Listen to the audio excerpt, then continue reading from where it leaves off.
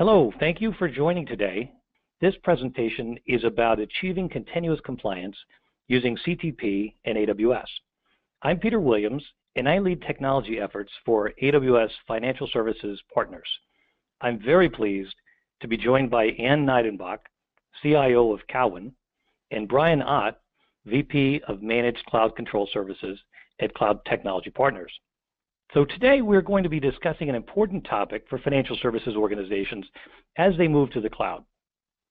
Financial organizations around the world have many regulations to comply with, and the cloud is enabling these companies to improve their compliance and actually monitor it on a continuous basis, which is really very exciting for compliance departments who have not typically had the ability to track compliance across their entire application portfolio. So we're going to learn how compliance in the cloud is different than a traditional data center, learn what it means to be in continuous compliance and why that's important, learn how CTP and AWS work together to keep you in compliance, and finally, how to improve your visibility of compliance across your entire portfolio of applications. The regulatory environment for financial services is complicated, as we all know in financial services. And it's increasingly important to take a comprehensive approach to monitoring compliance. So how can organizations ensure regulatory compliance in the cloud?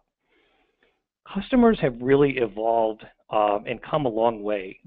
From wondering whether their compliance requirements can be met in the cloud, to understanding why the automation and monitoring capabilities of the cloud actually improve controls of their technology stack, as well as their ability to address things like audit reviews. If you were to go back a few years, financial services companies initially did a lot of due diligence to really understand whether they could be secure in the cloud, number one, and over the past few years came full circle to understanding that the security in the cloud is actually better than can be achieved in most traditional data centers. That same evolution occurred in compliance teams subsequently, as they have come to understand how automation and monitoring at a level that previously wasn't possible is enabling them to do much more in control and to keep them in control of their compliance with regulations. It's been an interesting journey, and I can say working within AWS and having worked previously within the financial services industry, to see that evolution has really been exciting. So AWS is certified and accredited by a wide range of regulators, as you would expect. And this list here is a list of key bodies that have either certified AWS services or for which we have a workbook of guidance showing you how to validate an AWS environment against these standards. One of the most powerful capabilities of the AWS cloud is that every customer benefits from the tough scrutiny of other AWS customers. So it's really interesting, and people don't think about that when they think about the cloud. But as compliance is attained for one particular service, for example, AWS Lambda is a service that became in scope for PCI compliance this past summer. That level of assurance is now available to all users of the service. So that's a very powerful capability, and it's relevant not just in compliance, but in the security realm as well. What you see here is a sample list of AWS compliance certifications, including PCI DSS, ISO 27001, 9001, SOC 1, 2, and 3, FedRAMP, and NIST. So how can organizations design applications that meet their regulatory requirements in the cloud?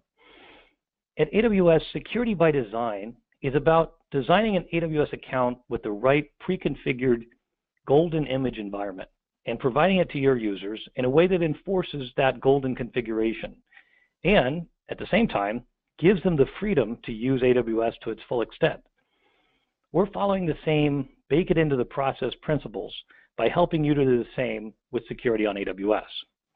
But when we talk about a golden environment, we're not just talking about gold OS images. We're talking about designing a gold image of everything about the IT environment: the permissions, resources, logging of activity, the use of approved gold machine images, the trust relationships, very important, the authorized changes made, enforcing encryption, what keys can be used, and more. These elements of an AWS environment can be configured to meet your security and compliance requirements, and then consistently deployed. So if a user wants to do something out of line with what you'd expect and the rules that you've established, they have to go through a manual process to get an exception. Auditing in this kind of an environment is then greatly simplified. AWS provides services that enable you to track activity and automate the tasks for comprehensive government. Everything from improved monitoring using capabilities like AWS CloudTrail and Amazon CloudWatch, which provide foundational logging and monitoring of all service calls, including storage, networking, user access control changes, and all at a layer that has not typically been available in a traditional data center. Also, automated patching using services like AWS Config and Amazon EC2 Systems Manager. These monitor and control capabilities like patch maintenance and other systems deployment tasks. These services are designed to provide a foundation of capabilities that CTP has harnessed to enable continuous compliance across your application portfolio. So how can organizations ensure that their regulatory commitments are being met now and on a continuing basis? And how can they prove it to their auditors? CTP has developed continuous compliance for just that purpose. Compliance with key controls such as port accessibility, user access privileges, data encryption, and many, many more. And as of now, not only right now, but also historically. So you can evidence your compliance when needed. I'm going to turn it over to Brian Ott of CTP, who's going to delve into much more about this important capability. Okay, well, thank you, Peter. This is Brian Ott. I appreciate that, and thanks for the foundational set of information about AWS. So as Peter mentioned, we actually have launched a service at CTP called Continuous Compliance. And to set the foundation for that, I wanted to share a little bit about CTP. So over the last 4 or 5 years, we've actually done hundreds of enterprise application migrations, creation of the environments in AWS, setting up and moving migration of large portfolios of applications, as well as setting up and dealing with all the security challenges and everything. So it's been a great journey moving to AWS. And what's happened in the last couple years, even within the financial services industry, we're starting to see mission-critical applications going to AWS. So what that triggered was, a lot of questions, as Peter said, were asked originally about how secure is AWS. Many companies are getting very comfortable with security, but what that started triggering as mission-critical applications started going there is, what about auditing? What about risk? Are my control risk higher if I'm now in a AWS public cloud environment, and how is that different from what we're doing on premises? So all of these things kept coming up from our clients. A lot of the challenges were there where a lot of the traditional audit approaches were still being done by these clients as they're moving into AWS. In fact, even as recently as within the last year, we've had clients where we've done a lot of great work with them on AWS adoption. They've done a lot of great creation and skill set training and moving of applications to AWS. And then they went back to the traditional getting ready for audits by putting people in a conference room, hiring people like CTP to come in, work with them for some number of weeks to go get the proof that AWS is just as compliant within the different application and technical layers and process layers as they have on premises. So what we found out is it seemed to become a recurring pattern, and that really drove us into saying there's got to be a better way, and that's how we created continuous compliance. So what is continuous compliance? Continuous compliance is actually a technology-enabled managed service provided by CTP, and with this, we provide tooling and automation that takes the controls that are required for the enterprises, for financial services, drives them into a set of policies that then are used to say, how do I get proof that my enterprise is within controls for those regulatory requirements? And part of the value add of the service is we start by pre-populating a series of frameworks, and then we ensure those are synchronized as new regulations are coming out from the regulators or within controls that are required within the institutions themselves with the new services that are adopted or released from AWS. Many of you are probably aware there's hundreds of services and new capabilities launched every year by AWS. And part of the challenge is when you start consuming those services orchestrating new application workloads onto the new environment using those services, how do you know those are not increasing or opening up new risk to your enterprise? So what we do as part of the value add, we ensure, say, for example, new services that was launched a little over a year ago was Lambda. So you could actually turn it on, use it, and it disappears. How do you know whether or not, while that service was running, that it was in compliance? Did it expose any risk? So what we've done is work with AWS. We now are able to tag that service when it runs. We're able to say, did it meet all of the regulatory requirements that are required by the enterprise? And then if it's shut down, you have that point-in-time verification of that service.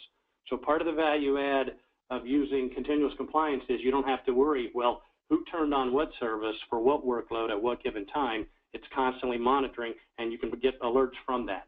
The other couple of things that we do for value add in terms of continuous compliance is we have expertise and proven recommended remediation for every failure or where you are not meeting a control.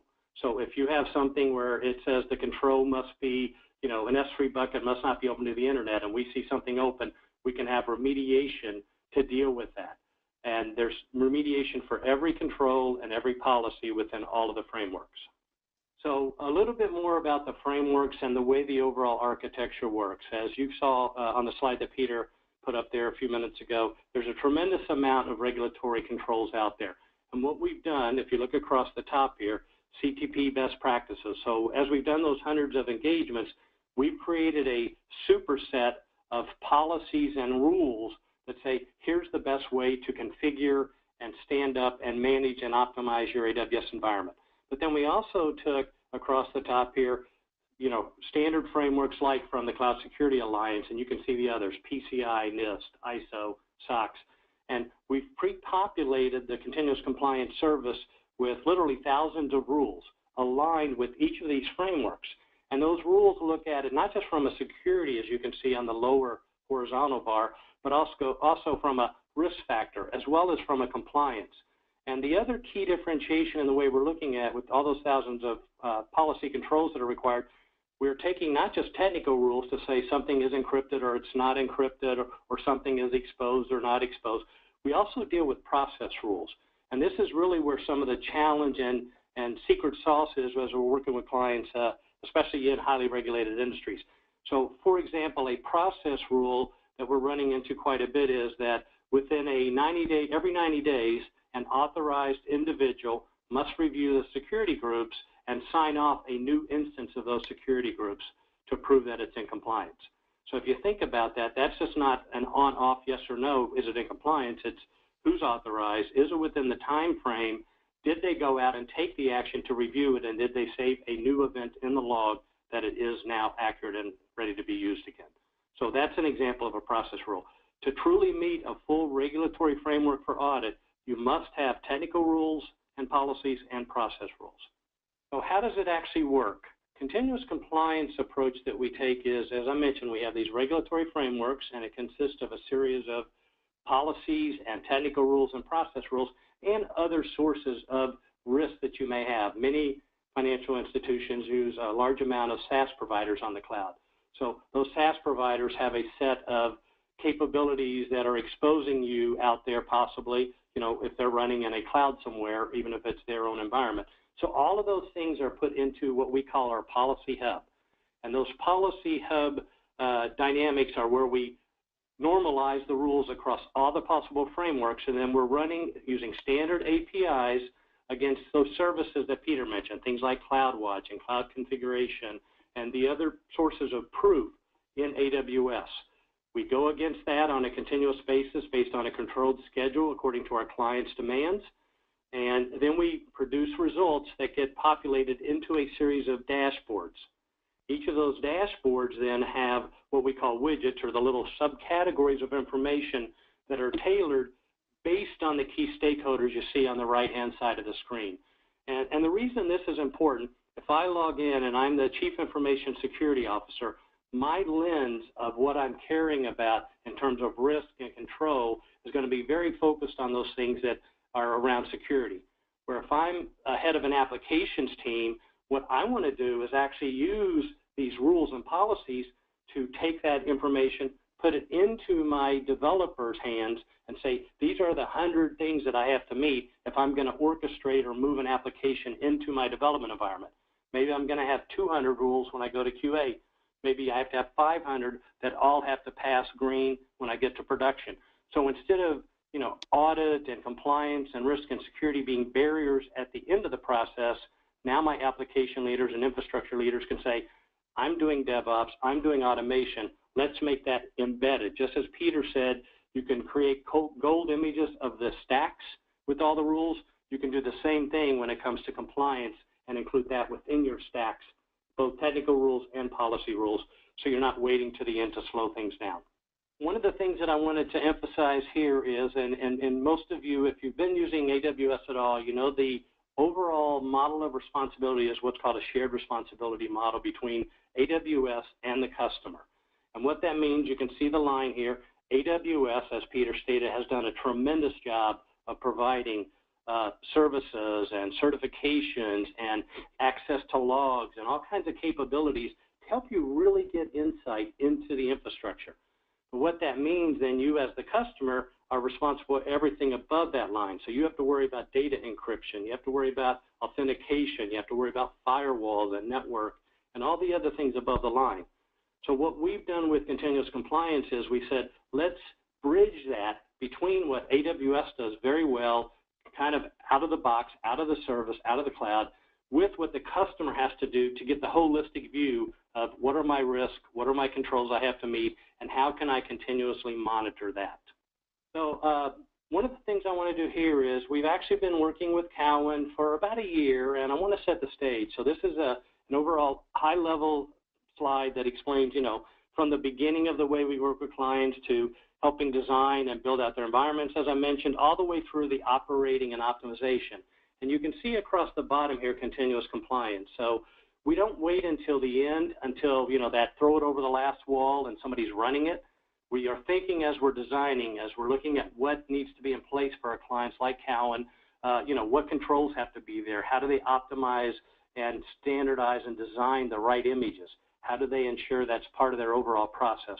So that's really the foundation that we use from working with our clients over the years. And what I'd like to do now is hand it off to Ann Neidenbach, who is the CIO of Cowen, for her to tell the story. Thanks, Brian, and good morning and good afternoon. I'm Ann Neidenbach, the CIO of Cowen. I do, that was a great segue, Brian, to really help me start to talk about our journey of how we've migrated to AWS with the help of CTP, and you guys have been great partners, so we thank you for that. Thanks.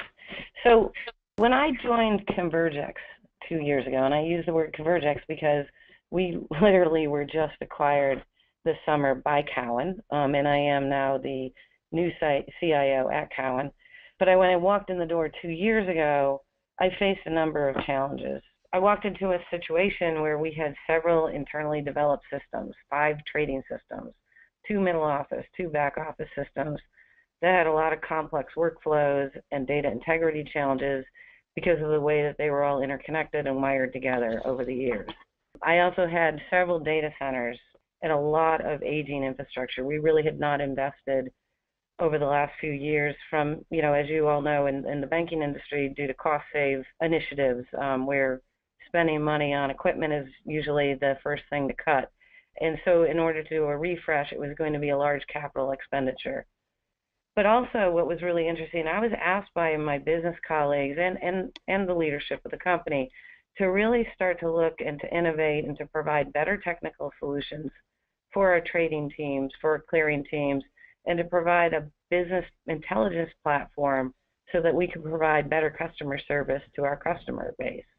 I personally had a desire to start to look to optimize the operational model of our infrastructure team, and I really wanted to leverage automation for a couple of reasons. One, to provide better consistency and reliability, but also, and as you'll discover through my story, the automation is actually going to help with the audit trail from the audit and the regulatory reviews and make them less onerous. And that's sort of a byproduct of all of this, and that'll be a continuing theme that you'll hear about. I mean, as Brian mentioned, you don't really think about the compliance aspects until the very end, and then you're scrambling to find your evidence and your data. This is actually one of the pillars that was part of the design as we built our minimum viable cloud. So I had experience working with AWS before, and I saw that it was going to be one of my key foundations in terms of going forward. As part of my roadmap, my strategic roadmap. I wanted to be strategic and literally get out of the data center business and try to put everything in the cloud. You know, not to jump to the end of the story, we're not going to quite get all in on cloud, although that was my aspiration. We are well along our way in terms of a hybrid approach of deployment. So how was I going to do this? I had a traditional infrastructure team that had zero AWS or cloud experience, and I wanted to complete this migration in months, not years. So the first thing I did is I brought in somebody to help me lead the effort who had migrated solutions with me before to AWS. And then we turned to AWS and asked for some recommendations on partners to help us. I knew that we couldn't do this alone. I knew that two people who had done it before couldn't do this kind of transformation on our own, and asked AWS, you know, who's a partner that can not only help us from a technical perspective, you know, do the work, but actually help me with the cultural transformation. And they introduced us to CTP. So why CTP? They have a proven track record as an AWS partner that had worked with financial services before. And financial services have different requirements than other verticals that have widely adopted the cloud. What it's taken our industry years to even start embracing, leveraging the cloud. We've had a lot of concerns, as Peter mentioned and Brian mentioned earlier, just about security. And then once we get through the security, reliability, and, you know, then there'll be, you know, a big newsworthy outage and people get all concerned about that. And then we start to do the blocking and tackling of getting, you know, okay, everybody's comfortable with security, everybody's comfortable with reliability. And then there's a lot of focus on compliance and risk and audits. And so it was really, really important to have a partner that understood the financial services business and that could help us as we built this out for Cowen. Another key aspect that I thought CTP brought to the table was their training expertise.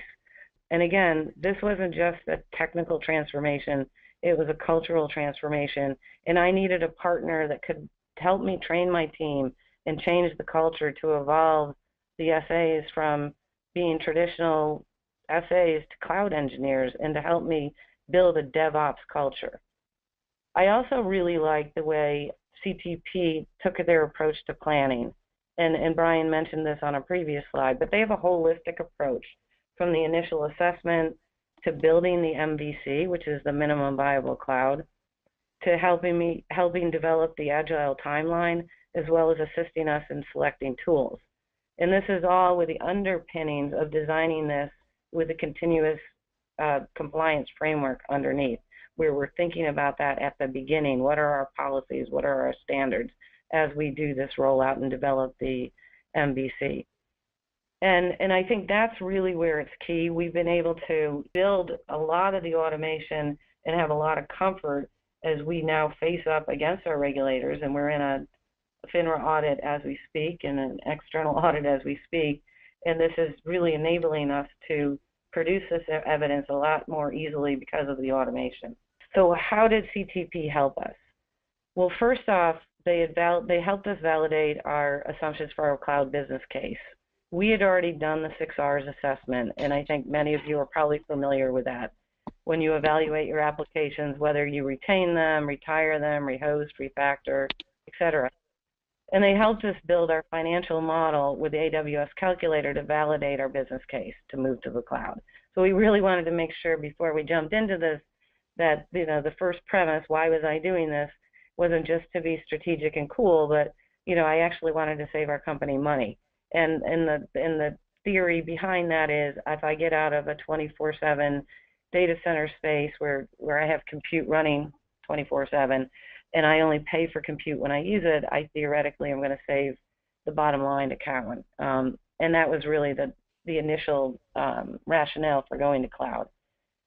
I also needed to develop a realistic timeline. I had talked to a lot of people about their journey to the cloud, and many people told me, oh, yes, great. I got my teams totally transformed. I did DevOps. How long did it take? 2 years. I'm like, 2 years? I don't have 2 years. I need to get this done by the end of 2017. We told CTP this in the beginning, and we said, hey, we really need your help. We really need to get this done in weeks and months and really help us build sort of this agile timeline and framework to get there. A key part of it, and I'll talk about that in a couple of minutes, but CTP also had, in addition to the training, but the frameworks, and they helped us with the cloud migration factory. They helped us build out the MVC, the minimum viable cloud, which is the core model for each of the sprints. My team started to leverage Chef for scripting and started automating deployments, start, stop, patching, monitoring, and it was really a cultural transformation from what they had been doing in years before to becoming a true and highly functioning DevOps team. And then last but not least, this is again new to us. We're learning a lot about AWS, about the vendors that were in AWS and the tools that we could leverage. And CTP helped us identify the automation tools and what we needed for information security, logging, and et cetera. So again, the cloud migration factory was actually probably the key part and the biggest value that CTP brought, because it provided that holistic approach of what it takes to go to the cloud. It's not just refactoring the applications or lift and shift, but it's the core of the training, the tool selections, the compliance consideration to help get us to a cohesive operating model and create a fully functioning DevOps team that could do their own migrations, that we didn't have to continually rely on consultants to help us. And I think what the biggest, I guess the most exciting part about this is I had a fully functioning DevOps team in 13 weeks. Not in 2 years. So, I mean, that was a huge help and a big jump start of how CTP really helped us. So let me talk a little bit about the migration itself and how we did it and how CTP helped us. So again, we started with a minimum viable cloud, an MVC, and that really is our core model and the baseline for all of our application migrations. You know, I would say that you focus on the three pillars. First is the foundation layer. You know, how are we building out the VPCs? What are the standard security groups? The image lifecycle management, backups, config management, and again, sort of the auditable code. So sort of the baseline of how we can start to track changes and modifications into what we've pushed into the cloud. Next really is the fundamentals, you know, the basic blocking and tackling that you have to do from an operational perspective. How are we going to handle logging, monitoring, deployments, and backups? And then there is the extensions, like how are we going to extend, you know, provide alerts into any of our monitoring systems? How is the ticketing going to be, you know, integrated? And then, you know, really sort of the failover, DR, system recovery, and, you know, self-healing as we consider that. I mean, we're not ready to adopt that right yet, but you know, when there's an issue, how can we leverage automation to start doing sort of that auto recovery and instead of just alerting us to an issue? And then I think what also is really key is that we started to leverage our KPIs to build dashboards to help us not just monitor, but to help manage the infrastructure and the costs associated with that. The migration factory really was sort of our project plan, so to speak. You know, we broke things up. We took the number of applications that we had. We broke it up into a 3-week sprint for each application. Obviously, the first one's out of the gate. So again, I took people that 3 months ago were learning about the cloud, went into this intense boot camp, if I could call it that, with CTP, and then expected them to run on their own April 1st. So obviously the first couple of sprints that we started was sort of the applications to migrate and to do the transformation up into the cloud. Most of those early on ones, we were able to hit the 3-week mark. But as we started to do the migration with a lot of the more complex applications, it became more complicated. You're starting to deal with firewall issues, discovering the number of interfaces that that each application had dependencies on. And so while maybe we haven't it didn't run just like clockwork, which is up here. We're now at the end of October, and we've migrated about 70% of our applications, which I think is really good, considering we started about 6 months ago.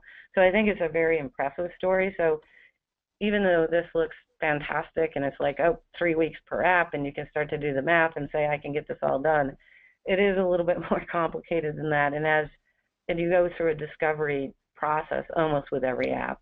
I mean, we have one right now, which is our security master, and you'd be absolutely surprised how many firewall changes, ironically, that we're having to make because of all not only the inputs into the security master, but also to the number of applications that depend on it and pull data from it.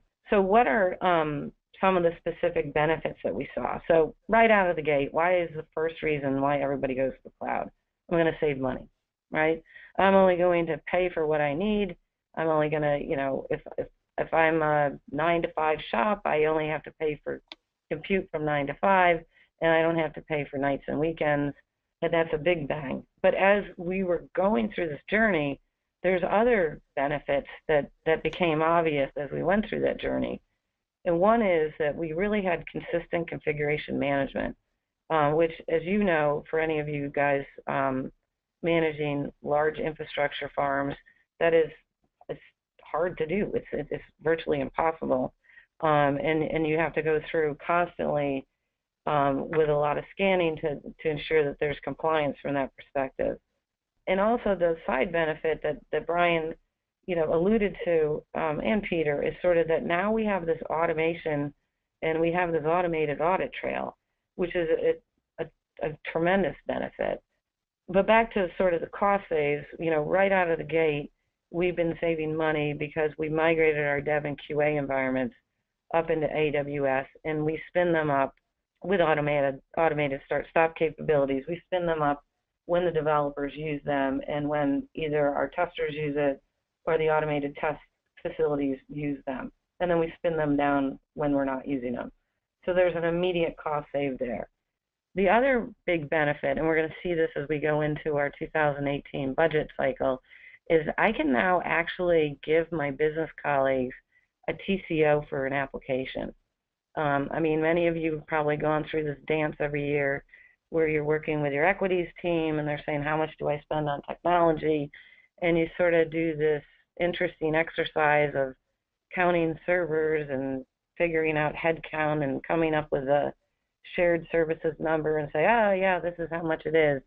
Now, actually, by migrating these apps to the cloud, I can actually show them by application, by product, by, this is all your portfolio products in equities, how much it costs for compute and storage in the cloud.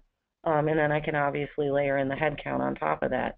It's really actually quite a nice little benefit as you're trying to, manage your margin and again, try to be cost effective to the businesses that you support. Again, back to the configuration management, I think a key part of this here is really sort of having that consistent, repeatable, and fully automated build process, not just for application deployments, but for infrastructure deployments as well. We're able to not only automate the patching, but we're able to, make sure that we're compliant to the base images and to the standards and the policies that we have put into the compliance framework. We're able to actually push that as part of the deployment, but then have the compliance tools check that for any kind of outliers. And then, back to my original vision that I talked to back in the beginning is really to come up with a single operating model for cloud and on-premise servers. So again, we aren't full on into the cloud. We are a hybrid model, but I don't want to have two operating solutions. I don't want to have two teams. I want to have one team, one centralized support team, and one centralized monitoring solution, a single pane of glass for both. And, again, this isn't just because we went to AWS, but leveraging that ecosystem of tools and vendors that is enabling us to do this. So, for instance, from a logging perspective, we use a product called Sumo Logic, and that's doing all of our logging for both on-premise as well as everything in the cloud. So this is the kind of example that I don't have to have two teams supporting that. But again, fundamentally, and going back to the real subject of this webinar is really the continuous compliance. I can't say that I thought of this when we started this journey in January, and I'll be honest with you, as we were going through the MVP process, this I guess first quarter this year, I kept bringing it up, and I'm like, why are we bringing this up right now? I don't really understand this. I really just want to get this done. I don't want to get bogged down with all of this process stuff. But if you think about it, and when you're designing any kind of an application, if you can start thinking and building that framework up front, it really helps start to make things easier on the back end and free up your staff in the long run. So again, I think, we're in financial services, we're always under a tremendous amount of scrutiny from the auditors and the regulators, and we spend hours, days, weeks prepping for these audits, going out and trying to collect the service. We get told, go find the evidence from this year and show us that these changes that you said that you made in change control are what you made. And we spend hours and weeks doing that and prepping for that. What's really great about CTP's continuous compliance is that automation forces us to really start capturing that evidence. It also identifies when we're not following the policies and the standards, and it alerts us when we're not doing that so we can remediate it. So we don't discover that we were not following the policy as we're prepping for the audit. I think those are really sort of the real key benefits that, when you're starting on this journey to go to AWS, you're not really thinking, hey, I need to think about this up front. And what's really key about that is that it starts to free up my team to start working on more innovative types of initiatives and spending a lot of their time, making sure that we're doing the patching and the compliance. A lot of this automation frees them up to work on more interesting and more productive initiatives that help us build revenue. So, in summary, while we're not quite done with our migration, we're very far along, and I'm really proud of what we've achieved so far. Again, we started this effort in January with a team that had no cloud experience, and now I have a fully functioning DevOps team. These guys started doing that migration April 1st, and we're 70% complete by the end of October. And, frankly, I couldn't have gotten this done or gotten this jump started without CTP, and really, really appreciate their ability to have me basically complete this project this year. They've been a great partner, and I really look forward to continuing to work with them and leverage their continuous compliance product. But now I am going to turn it over back to Peter for any Q&A. Thank you, Ann. And that was really interesting. You touched on a number of really kind of experiential situations where going through your migration to the cloud, you've run into things that you wouldn't necessarily have expected. So, as an example, you talked about, building in the kind of compliance framework up front, and that how important that is. I think that's really helpful to customers thinking about moving to the cloud and learning from your experience. We want to answer questions. The first question that I see here, Ann, is for you, and it says, do you believe that you will always have a hybrid cloud due to internal requirements? I actually don't have a hybrid cloud due to internal requirements, and actually I was pretty fortunate, and so now I'm bridging the gap between two CEOs here.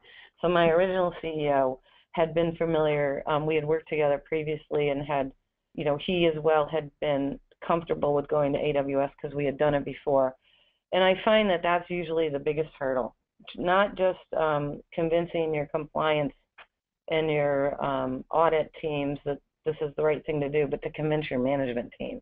I think the real pivotal ability to move to the cloud is getting that buy-in from the top down, and making sure that people have comfort that you're not less secure, that you're not less resilient, and I think that's really key.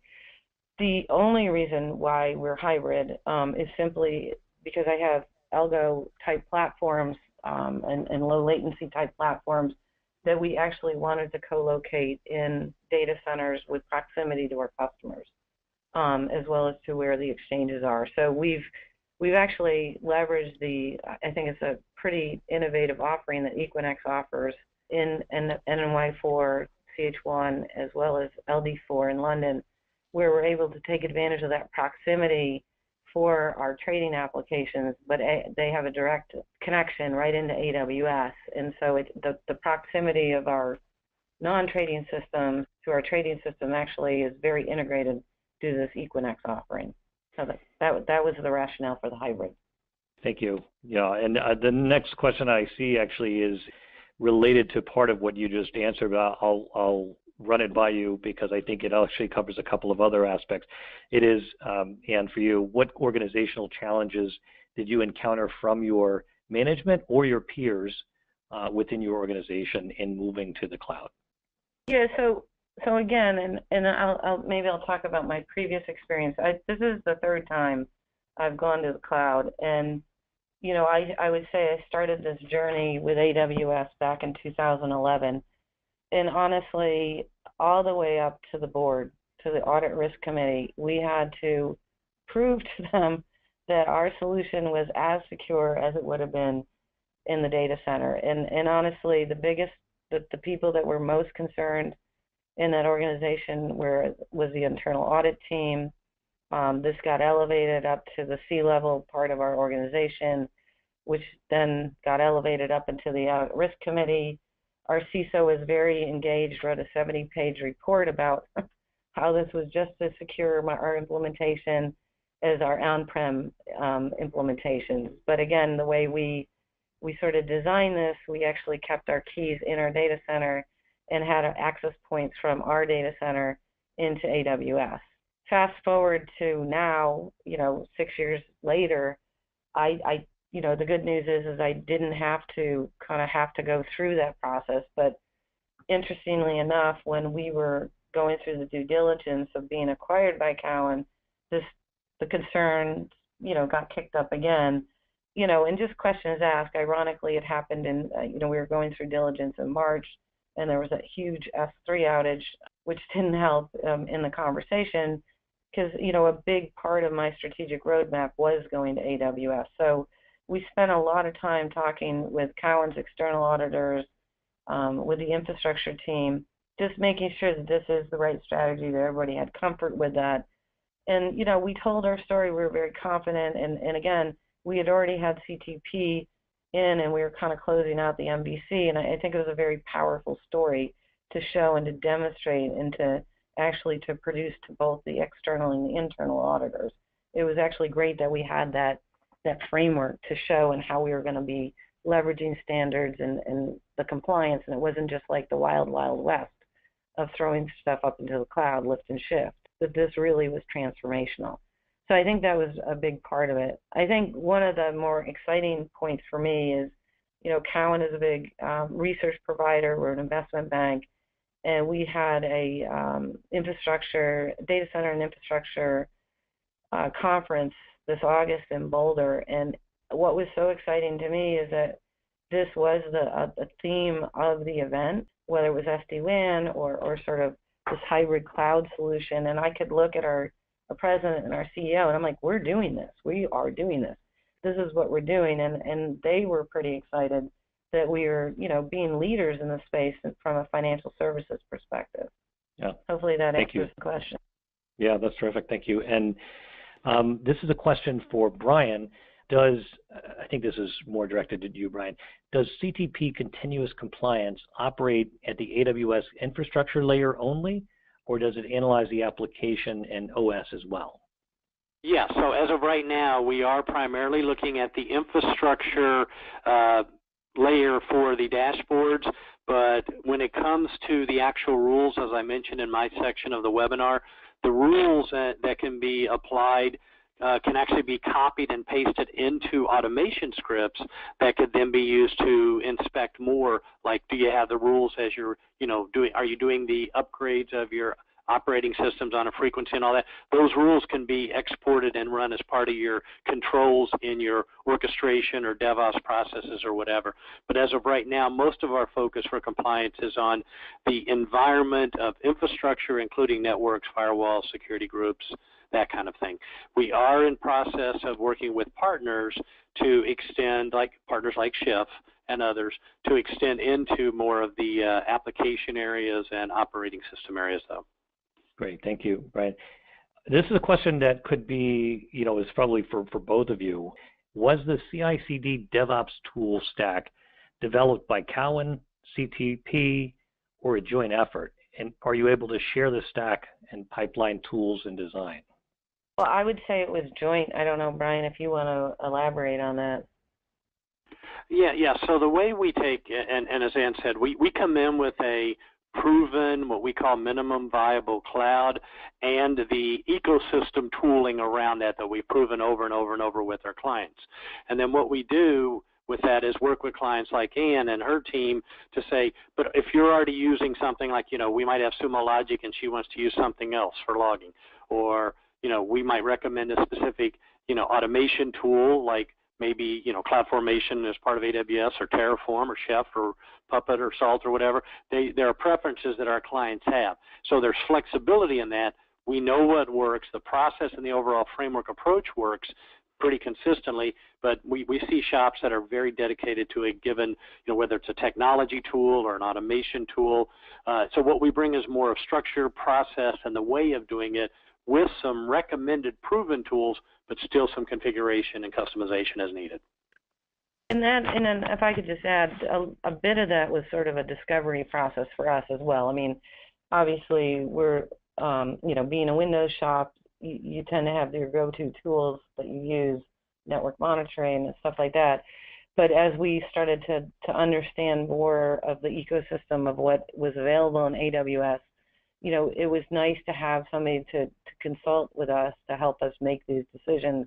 What are your thoughts on this tool? What do you think of leveraging this and leveraging that, and really help solidify the tools that we did select? Yeah, that's helpful. Thank you. And this question is for you. How does your team receive alerts? Are you integrating continuous compliance with an internal ticketing system? Well, we are we're right now just like starting to integrate the continuous compliance piece. I definitely want to get to the point that we're integrating the ticketing, and so we have the full end-to-end audit trail. But again, because we're still in this journey, and these tools are just starting to become available, we're just starting to do that implementation.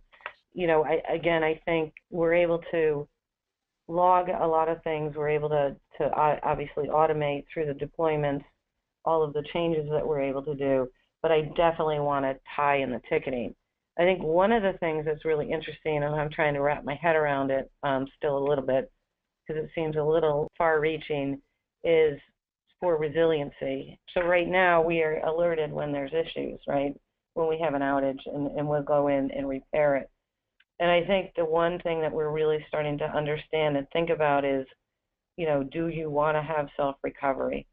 Is this something that you want to automatically happen without human intervention? So, many of you know, network outages.